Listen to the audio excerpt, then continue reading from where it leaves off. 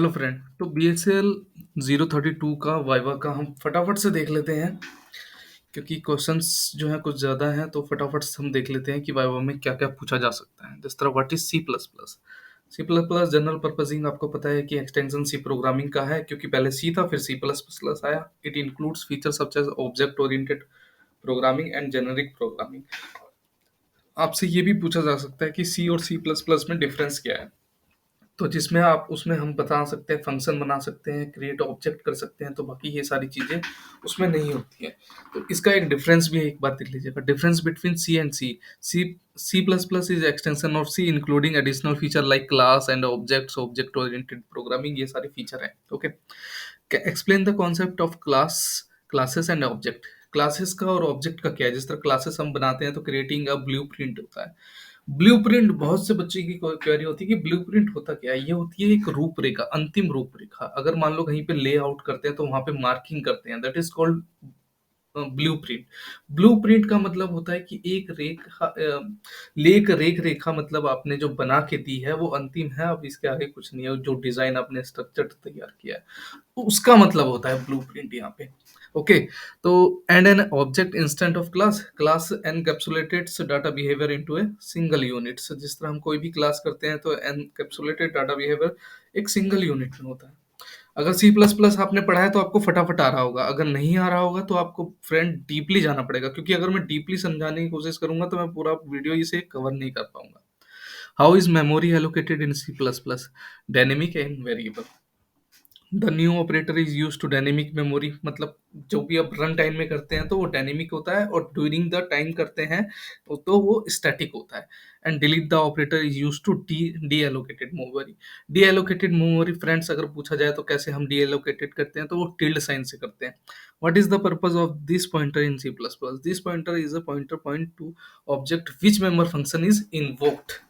It it is use to refer to current object. कोई भी pointer दिया हुआ है तो उसको करंट पॉइंटर को इन्वोक करने के लिए किया होता है। Explain the concept of function overloading. Function overloading क्या होता है। Function overloading allow definition multiple function with the same name but the different parameter.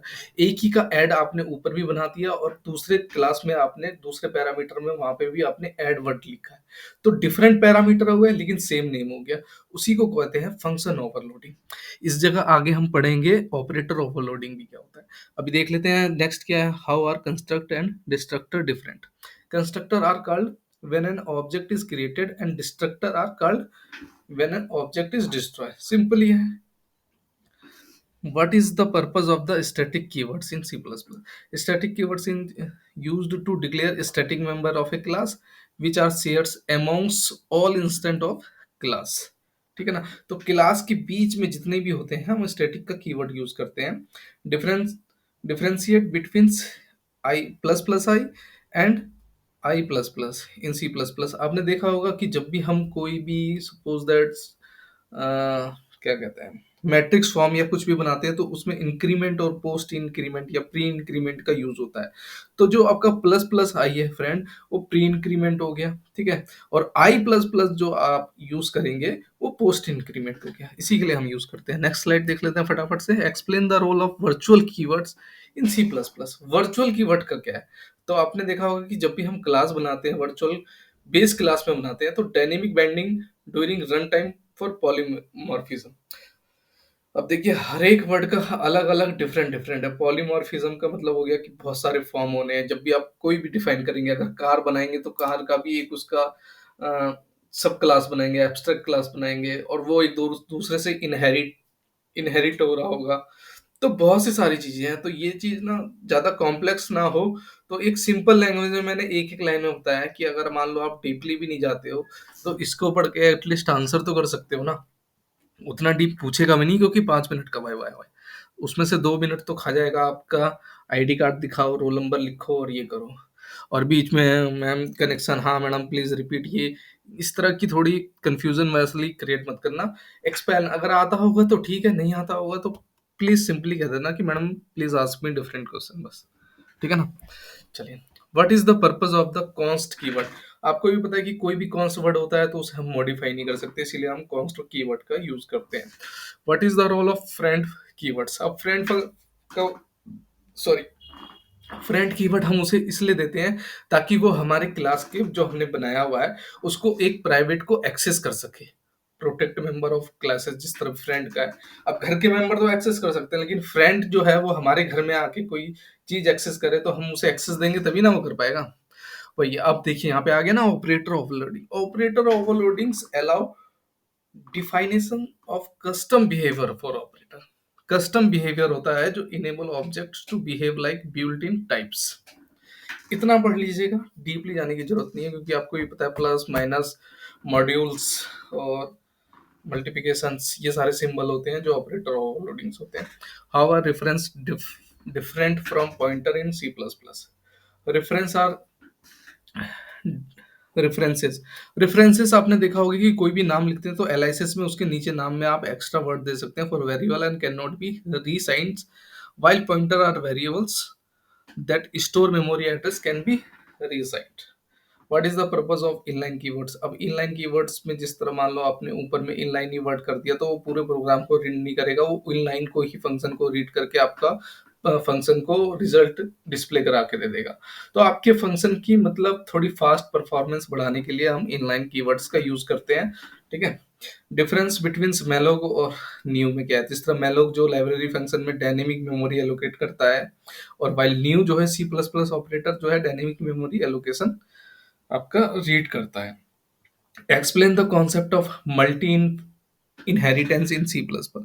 अब मल्टीपल इनहेरिटेंस क्या हो गया, जिस तरह आपने एक क्लास बनाया फिर सब क्लास बनाया एक्सट्रैक्ट क्लास बनाया, तो उसमें आप जिस तरह एक कार दे देंगे, कार के फिर कार का उसका एक मॉडल दे देंगे, मॉडल के बाद कार का पेंट दे देंगे, तो ये क्या हो गया कि एक मल्टीपल इनहेरिटेंस है जो एक दूसरे से इनहेरिट हो रहे हैं। Multiple class inherit more than one base class which can lead diamond problem. Next slide देख लेते हैं। How can you open a close a file in C plus plus. अब फाइल का ये सबसे लास्ट वाला होता है कि अ, आप बिना कुछ फाइल पे जाके अपने प्रोग्राम से फाइल को मॉडिफाई भी कर सकते हैं, उसको रीड भी कर सकते हैं, उसको एडिट भी कर सकते हैं। ये जस्ट एक फाइल के कमांड से। File opening is done of streams output if stream for input.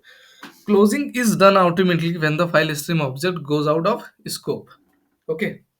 What is the purpose of const cast operators in C++? The const cast operator is used to add or remove const qualifier from a variable. अब इसमें ये देख लीजिएगा कि answer में ही answer में question बन सकता है कि एक आंसर जो बनाया उसी का ही कोई क्वेश्चन भी बन सकता है, तो इसी केयरफुली रीड करिएगा। How is function overloading achieved in C++?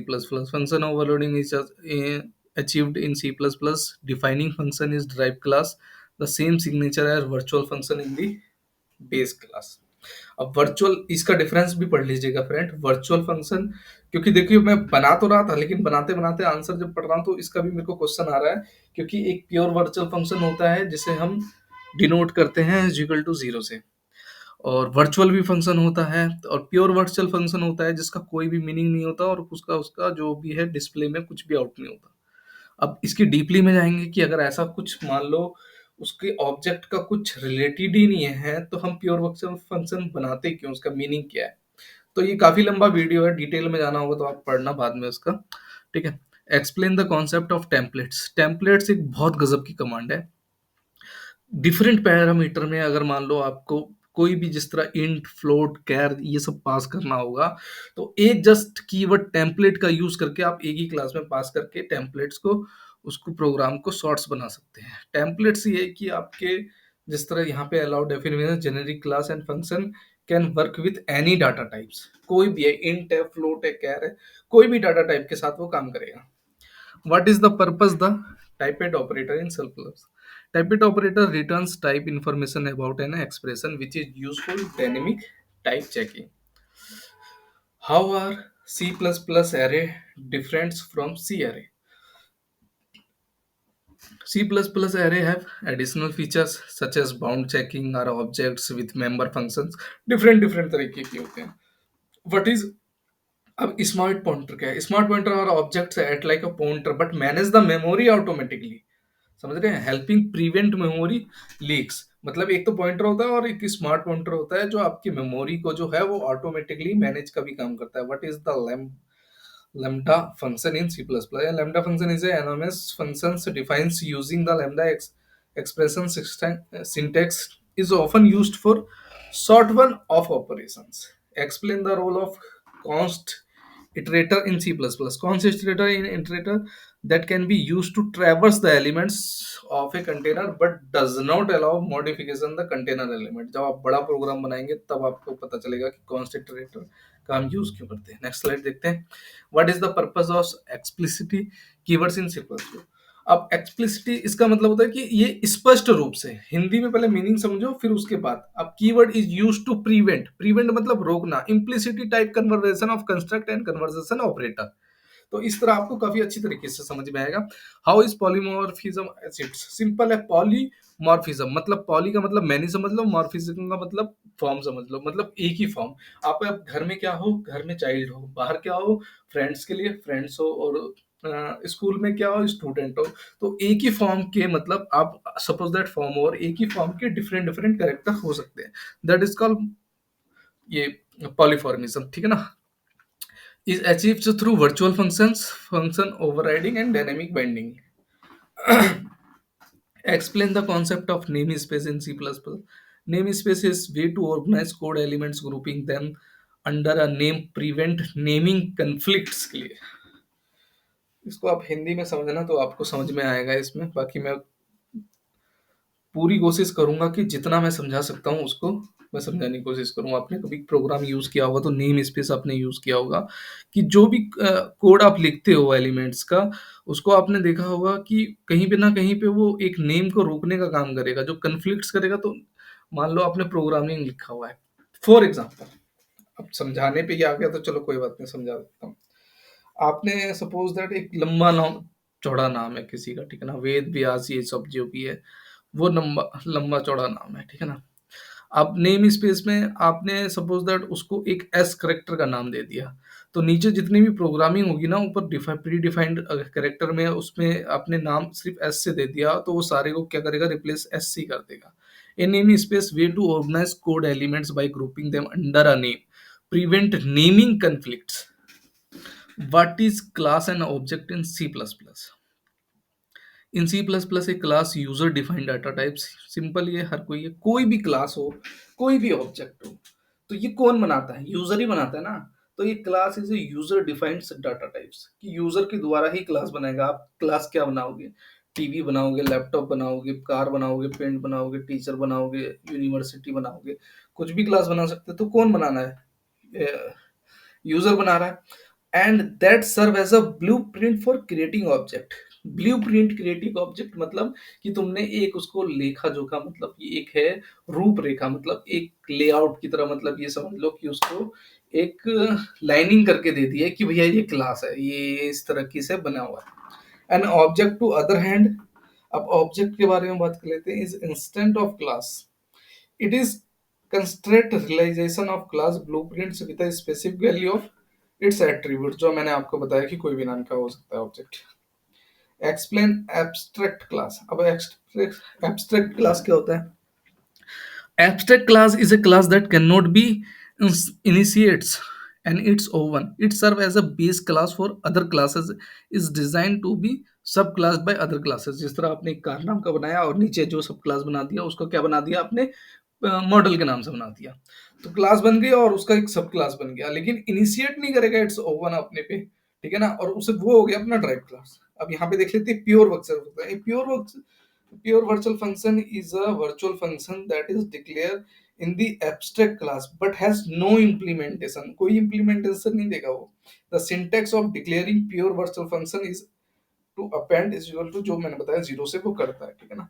उस abstract class के pure virtual function का सिर्फ यही होता है कि हम जो है उसे डिक्लेयर कर देते हैं abstract class में. ये pure virtual function is a virtual function that is declared in the abstract class but has no implementation. इतना भी बोल देंगे ना तो 50 मार्क्स से ऊपर तो पहले ही मिल जाएगा. एक क्वेश्चन अगर मान लो, एक क्वेश्चन का भी अगर आप आंसर देते हैं तो पहले ही क्वेश्चन का आंसर देना अटेम्प्ट करना वो ज्यादा मैंडेटरी रखता है, और कोशिश करिएगा कि उसका कोई ना कोई आंसर आप दीजिए. नेक्स्ट देख लेते हैं. Briefly explain feature oops. अब ओप्स की क्या फीचर है. क्लास एंड ऑब्जेक्ट हो गया जिस तरह, क्लास मैंने बता दिया कि क्लास यूजर डिफाइंड डाटा होता है, object any types of data, attribute behaviour हो गया, एनकैप्सुलेशन एप्सुलेशन क्या हो गया, binding methods operators within the single unit हो गया, access to data control through public privates और जो भी है, ठीक है ना, इसके थ्रू करते हैं हम। ये आपको पता होगा कि ये आपकी विजिबिलिटी को बताता है कि ये पब्लिक करना है, प्राइवेट करना है या प्रोटेक्ट करना है। इनहेरिटेंस इनहेरिटेंस क्लास बनाया, सब क्लास बनाया तो एक दूसरे से इनहेरिट हो रहे हैं। अनदर बेस क्लास में जो है पेरेंट्स क्लास आपको पता होगा। पॉलीफॉर्मिज्म का बताया कि allow object different type of creates. Common types होता है कि पॉलीफॉर्मिज्म एक ही जो होता है, जिस तरह फंक्शन ओवरलोडिंग हो गया, ऑपरेटर ओवरलोडिंग हो गया, रन टाइम पॉलीमॉर्फिज्म और वर्चुअल फंक्शन।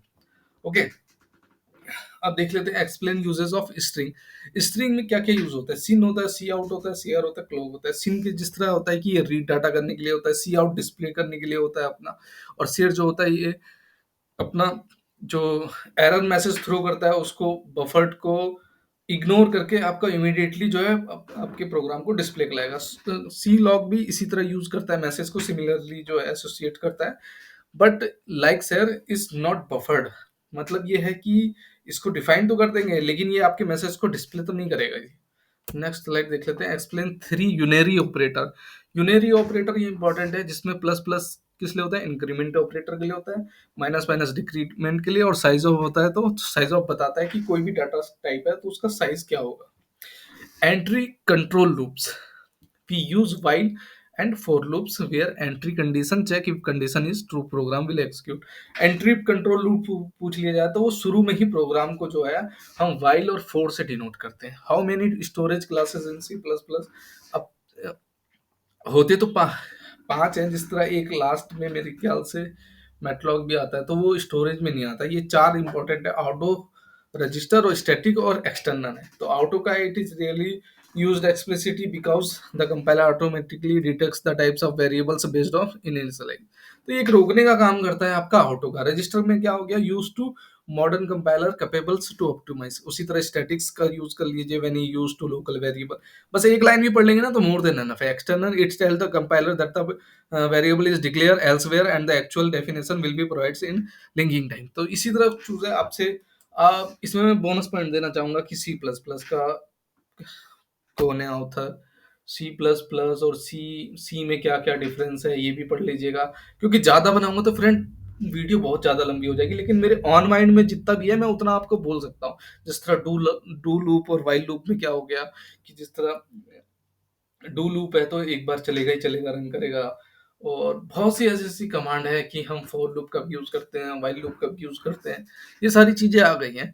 तो मेरे ख्याल से अगर इतना भी आप कर लेंगे ना तो बहुत है। अगर आपसे पूछेगा कि सी प्लस प्लस का कोई बताओ आपने क्या पढ़ा है, तो कुछ ना कुछ तो बताओगे ना, आप चुप तो नहीं रहोगे। तो यही सारी है, function overloading, class, base class, abstract class, function, templates, malloc, dynamic की, कॉन्स्ट, ये सारी चीजें आप पढ़ लेंगे तो आपका वाइवा बड़े प्यार से निकल जाएगा और अच्छे मार्क्स से निकल जाएगा। ऐसी बात नहीं है। बस ये है कि जिस तरह आपने मेरी एक वीडियो देख ली, अब अलग अलग जगह पे होता है, तो इसको थोड़ा समराइज करिए और खुद से क्वेश्चन पुट अप करने की कोशिश करिए और खुद से भी अपना आंसर। बस ये है कि थोड़ा आपको वर्बली आपस में प्रैक्टिस करनी पड़ेगी और वर्बली बोलना पड़ेगा। फ्रेंड्स है तो आपस में क्वेश्चन कम्युनिकेट करिए। हाँ चल बता भैया, what is the function overloading, तो वो उसको बोलेगा in the same names of different parameters its called a function overloading. तो इसी तरह की क्या होगा कि आपकी थोड़ी हेजिटेशन जो है वो खत्म होगी बोलने में, ठीक है ना। तो ठीक है फ्रेंड, तो मिलते हैं नेक्स्ट वीडियो में एक नई टॉपिक के साथ। Thank you.